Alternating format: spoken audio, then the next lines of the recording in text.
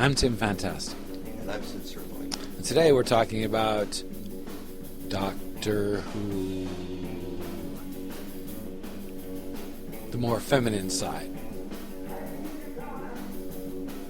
Well, Sydney, you and I have refused to watch the new Doctor Who, haven't we? Neither one of us has watched the new Doctor Who when they turned the Doctor into a nurse. Shall we say? Yes. I guess that's sexist. I guess nurses can be men too, I guess. Into a woman, yes. When they turn Doctor Who into a woman, I respect and love all women, don't get me wrong. I'm talking about character development. And I think that BBC missed a big opportunity on a series that people could embrace. They could keep their Doctor Who, but they could embrace a Time Lord with strength. And they made it themselves, didn't they, Sydney? Yes. In the second, what was it? Was it the second year, or was it no, it was. I'm trying to remember. It was the fourth season when they had the Doctor's daughter. Remember the Doctor's daughter episode when he got cloned and it gave him a female daughter? Now, that female daughter was a Time Lord from her Doctor father, but she was made from a genetics machine in this colony that was set up. Now, this character was ripe for a series, like the Doctor's daughter. Or you could, give her a name, but she's the Doctor's daughter. Everybody will know she's the Doctor's daughter, but use that character to develop a new character. And because she's a Time Lord, she could have changed her face. She could change her face just like the Doctor does, right? And then you got like another series that everybody loves that can be as woke as you want it to be, or about women, if that's what you want to do it. But you don't have to destroy a character. Instead of building on the legacy of a character and its own storylines that are in the thing, you had to destroy the Master first and turn him into a woman, became Missy, and then and I hated that at the time, didn't I, Sydney? I was totally against that. That's horrible. How could anybody mess with Doctor Who like this? And to me, it was sacrilege. We saw a show, Sydney. Remember when we saw the show? When it was the Rowan Atkins episode where they went through 4 doctors and then they then he turned into a woman. Right. And this is done for comic relief. Right? Remember that? That's right. Rowan Atkins, it's a great episode of Doctor Who. It's 20 minutes long. It's not very long. But it's pretty cool. The Doctor dies 4 times in it, and then finally in the end becomes a woman. And then he goes off with the Master, and whatever. It was a big joke. And then they actually did that in this series now. They actually tried to do that in this series. And they turned this series into the joke. And that was just too much for me to bear as a Doctor Who finiciato. What's the word? I know everything there is to know about Doctor Who. I am a Doctor Who expert, Sydney. Am I not? Yes. I could be considered a Doctor Who expert. I've watched every hour of the Doctor Who up until the woman. And I will not name her because I just can't. It's beyond my ability to give her name because, man, I just can't. Doctor Who was everything to me growing up, right, Sydney? Right. We watched Doctor Who. Doctor Who was my babysitter. I guess it's natural they turned her into a woman. But when I was a kid, you come home from school and you're 10 years old and you're 13 years old and you're rushing to watch PBS, and they all had all the original Doctor Who on, and they had the 3rd Doctor and they had the 4th Doctor, and I watched the 3rd Doctor and the 5th Doctor and the 6th Doctor and the 7th Doctor, and he was good, okay in the movie, but the series, only a couple of those episodes were worth watching, right, Sydney? Right. Which was too bad. It's just when the series started going off the air originally, and that was again because some foolishness by the BBC that thought it sucked or something. But it's really silly. I mean, I guess it gets to be about money, but it, you know, the BBC is a whole different animal when it's all the next government in control. You know, because the BBC is controlled by political power, so the next government in control takes over the BBC. So they've already started making reforms, haven't they, Sydney? Right. I imagine they're going to keep on making reforms. Maybe they'll reform Doctor Who back into fucking a man, and then I'll start watching it again. Maybe. I don't know. I was pretty hurt by that because it was such a destroying of the own plot of the own show. If they wanted to have a spin-off with a woman, make it the Doctor's daughter, or Dr. Donna. Let her have her Dr. Donna show, you know. You could have both Dr. Donna and the Doctor's daughter. You could have like 2 spin-offs with women. They could have done that, right? Right. But they didn't choose to do that. They decided to destroy the Doctor. And I thought that was like an evil plot by the Master, right, Sydney? Right. That's why the global elite had Doctor Who his balls cut off, was because of the global conspiracy, right, Sydney? Right. By the Master. And we know the Master's always been out to get the Doctor, don't we, Sydney? Oh yeah. Yeah. Evil bureaucracy, that's the Master. Yeah. But self-absorbed evil hierarchy within the BBC. I don't know their hearts, but I just don't know how you can mess with a story character that extremely, that's been the hero for generations of young men, and an example of creativity, of problem solving, of being fearless in adversity, and you leave all that out of the young man's lives now, and you give it to a woman, which is fine if she has her own series. Give her that, but don't destroy a character that's important to me, right? Right. And so to me, that is what the big problem with Doctor Who is right now, and why I can't watch it. I still watch all the old Doctor Who, don't I, Sydney? Yeah. I watch religiously. We just watched about the Mind of Evil the other day, which was, I hadn't watched that in a long time. It was really good. And then we like the Brain of Morbius a lot. It was one of our favorite episodes, right, Sydney? Right. The Brain of Morbius was about a Time Lord that got stuck in a jar, the brain, and he was with the Sisters of Khan. And I even wrote a short story of my own that I wish I could make an episode in. But in that plot, Morbius falls off a cliff, and they never really show what happened to him. Although, since he's a Time Lord, you figure, couldn't he just regenerate? Right, Sydney? Right. You know, and just become a hybrid kind of Mrs. Thoth / Time Lord that actually was balanced in a normal kind of way. I mean, because like a Time Lord's regenerate, so, and they wanted to disintegrate him so he couldn't regenerate, but the brain was left. They disintegrated his body, but he left his brain, so he didn't regenerate, but he stayed in that brain. So it's interesting. That was a great episode, The Brain of Morbius, right, Sydney? Right. I would like I love Doctor Who, and the Pyramids of Mars is a great episode. And man, who can forget like the first time that Joe came on the screen? Oh my goodness! And these little plastic creatures running around. My.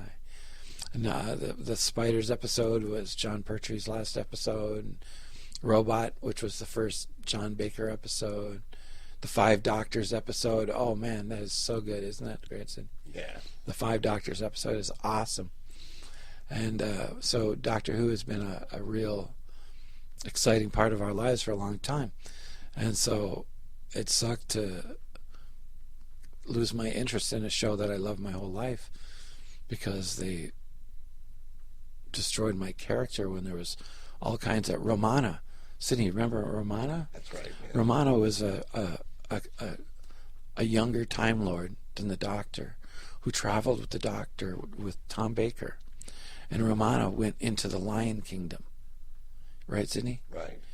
All they have to do is bring Romana back, let her die and regenerate, and then you got Romana, her own series, another Time Lord traveling through dimensions, maybe instead of time. Right? You know, just because that's where she was, traveling through dimensions. So you could bring her into an episode with the Doctor and have her spin off. I don't see why they couldn't think like that.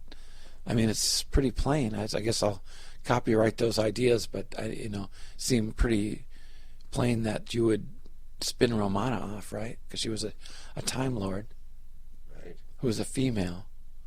That if you wanted to spin off a female Time Lord show, or another like Sarah Jane was a great show, a woman. I love Sarah Jane. That was a companion that made a great show, right, Sydney? Right. So why not do Romana? I'm all for that. Make her a lesbian, do whatever you want to do to her, but like she is a Time Lord female that easily could be her own episode, and she doesn't have to even have Doctor in her name, or it could be all new promos and new posters and dolls and characters, and she can have companions too, just like the Doctor does, and she could be feisty and all the things the Doctor is, and people love it because it's unique and it's its own life, right, Sydney? Right. And that's what's wrong with the BBC is they have nothing with its own life anymore. They're just living on history there. They don't know how to keep it alive and how to make it something. They did their own business with that Doctor Who thing when they couldn't break off the Romana. They couldn't break. I mean, there's lots of different characters. The Ronnie was a female Time Lord who was evil. Why not just come back and bring the Ronnie instead of Missy? Exactly. Common sense kind of things. That there was plenty of female characters that were central to the story of Doctor Who that you could make central characters in the future, right, Sydney? Right. I mean, you could always let Like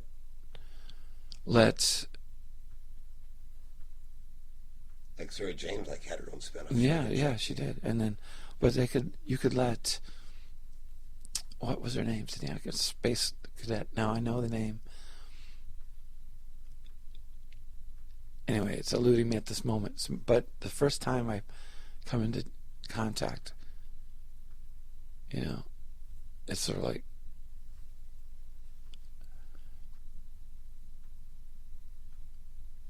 anyway, I guess it doesn't really matter. But there's lots of characters within the Doctor Who universe that easily could sport their own show. What was the name of the new series? River Song, that's it, sorry. River Song, you could easily gave her own series and had her regenerate because she was Time Lord. So, because she was born in the time stream, and so she became naturally a Time Lord. That's what gave the Time Lords their power to begin with, was being born in the time stream. And that was what Rassilon became. That's how they regenerated, right? And so that storyline is perfect for River Song to go on. Even if you wanted to change who played her, you could do that because she had lives. She gave some to the Doctor that one time, but you could easily say she only gave him one. You didn't have to say you gave him 12 lives or some stuff. Just gave him one life, and then from that one episode, you could take it and show her regenerating when she was in that spacesuit as a thingy or whatever. You know what I mean? But her mind still lives on the computer, but she regenerates into the new River Song. That would make a great spin-off series too. I mean, the ideas are endless to come up with a female lead player in the Doctor Who family. I would say capture the Doctor for that role seems to be a major mistake for the series, and I just couldn't watch that car crash, right, Sydney? Right. And so that's what we think of the new Doctor Who. We think it's a car crash, and we feel sorry for the people that grew up on Doctor, loving him and loving him as a role model, and all the models they built. I have little TARDISes sitting around. So for me, it was a major upset, and it was a real father figure for me when my father wasn't around. So to turn that into a mother figure, is disappointing because it shows laziness, right, Sydney? Right. And an unfamiliarity with the depth of that series and how long it's been on and what canon you could pull from to make your series without having to mess with the basic premise of what the Doctor is. And so I think that's a waste. But I guess we're done talking about Doctor Who and why we don't watch the new woman, which we will not name. We will not name that person who now serves as the Doctor. It's not her fault, but I just could not. It has nothing to do with her personally. It's just the idea of messing with my character so extremely. And I guess because I always embraced it as my hero, my Doctor Who. The Doctor Who belongs to the fan because we grew up on it, and so BBC let me down, and so they left me behind, so I left them behind, right, Sydney? Right. And there was a lot of people with my opinion, right, Sydney? Oh yeah. Millions of fans in America don't watch it anymore because of that legacy, right? Right. Because it's a spoiled legacy, and it could have been so much better, generate a lot more income for the BBC. They have like two successful spin-offs from Doctor Who, both women doing different things, right, Sydney? Right. You could have, and you could have brought a whole new character into the series from the original canon, bringing the Ronnie, and you could have ran the Ronnie for seasons and seasons. Alongside, you could have the Master and the Ronnie team up together. All this kind of stuff, a lot less complicated than the Master meeting Missy. Right. Which is just insane brainwashing that they were doing, and I hate that, right, Sydney? Right. I want to enjoy my show. I want to just enjoy my show. That last season of Doctor Who, what I thought was the worst season ever with Peter Capaldi, it was just horrible. The last 2 years with Peter Capaldi were just, what's the word, Sydney? Disappointing to say. Oh, man. That's too mild a term. I don't know. Peter Capaldi almost ruined it. I almost left before they changed it to a woman because of what Peter Capaldi did to the role. I really don't care for him in that role. I don't care for him, but that's just me. I didn't care for him. There's other doctors I didn't care for, but I liked the character enough to keep watching. But him, I just barely watched it then. And to do what they did, it was the last straw. Right, Sydney? Right. It was the last straw. So we'll just go on from here. And this is Tim Fantastic Sid Servo. talking about Doctor Who.